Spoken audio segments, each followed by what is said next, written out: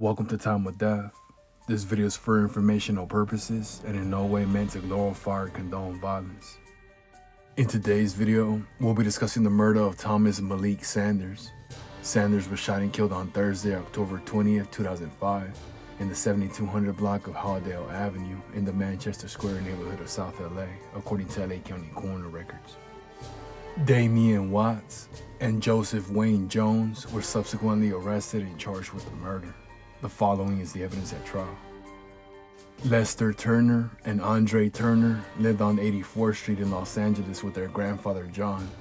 Lester and Andre were members of the A-Tray gangster Crips. At around 5:15 p.m. on October 20th, 2005, John was sitting inside the house in a room facing the street. Lester, Andre, and a friend, Kevin Ingram, were in the driveway outside the house working on Lester's car. Three African-American men in their early 20s and wearing hoodies drove a gray pickup truck down the street, got out of the truck, and started walking toward the Turner residence. Andre could not see their faces because of the hoodies, so he thought they were friends of his and said, "What's up?" They replied, "What's up?" and then started shooting at the house. One of the three used a rifle and the other two used handguns. Andre ran into the house through the front door. Lester ran to the back of the house and jumped inside through a window, and Ingram ran away through the backyard. Numerous shots were fired, but no one was hit. After the shooting, the men ran back to their truck and drove away. Later that evening, Officer Richard Mendoza and his partner went to the Turner residence and asked Andre about the shooting.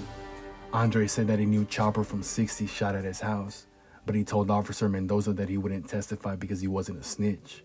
At trial, Andre denied saying this. A witness lived across the street from the Turners and witnessed the shooting. At a live lineup in December 2005 and subsequently at trial, the witness identified defendant Watts as the shooter with the rifle. About 5 minutes after the shooting at the Turner residence, a shooting occurred a little over a mile away at the home of Ms. Robin on Halldale Avenue in Los Angeles. She was inside her home at the time, and her nephew, victim Thomas Malik Sanders, was there to visit and do his laundry. The victim's friend, Paul Fry, had driven the victim to Ms. Robin's house and was waiting in the car in the driveway. Fry was a member of the Bounty Hunter Bloods, but the victim was not a gang member. After the victim finished his laundry, he and Fry got in the car with the windows rolled down. When Fry started the car, an African-American male ran up to Fry's window and pointed a gun at him. Fry heard 2 or 3 clicks, but the gun did not fire. The man ran away toward the street. As Fry tried to back out of the driveway, he looked through the passenger window and saw a different man 2 houses down, wearing a hoodie and holding an AK47 and shooting it numerous times. Fry tried to drive away, but he was shot 3 times. His car spun out of control and ended up in someone's yard. A gray pickup truck stopped near Fry's car, and the occupants looked at Fry and the victim before driving away. The victim was shot numerous times on the right side of his body and died as a result of his wounds. Defendant Jones was interviewed by police on October 23, 2005. He identified defendant Watts and Jason Weldon from six-pack photographic lineups and said that Watts and Weldon had told him that Watts fired an AK-47 at the A-Tray gangster Crips and at the Turner residence.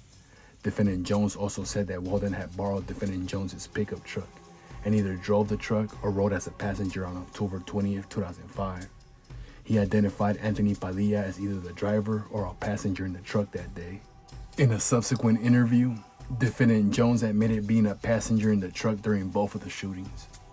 Defendant Jones told police, I actually told them that dude Sanders is innocent. I knew them dudes weren't gangbangers." During his interview, Jones asked if police would have mercy on him and expressed fear that he would be killed because he was snitching. Jones stated that he never wanted to be a part of none of this, explaining that he had been trying to leave this stuff alone. Detective David Ross testified about gang members' use of monikers, how they joined the gang, and the importance of territory to a gang. He also explained the concept of putting in work for the gang, stating that the best example of putting in work would be to shoot at rival gang members. Detective Ross also testified about the Rolling 60s neighborhood Crips, a gang that he had monitored for 4 years while working for the gang unit.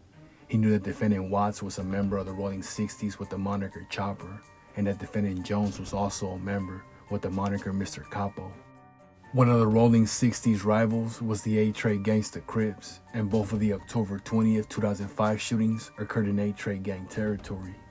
Given a hypothetical based on the facts of these shootings, Detective Ross opined that the shootings were committed for the benefit of the Rolling 60s to promote or further the gang's criminal conduct.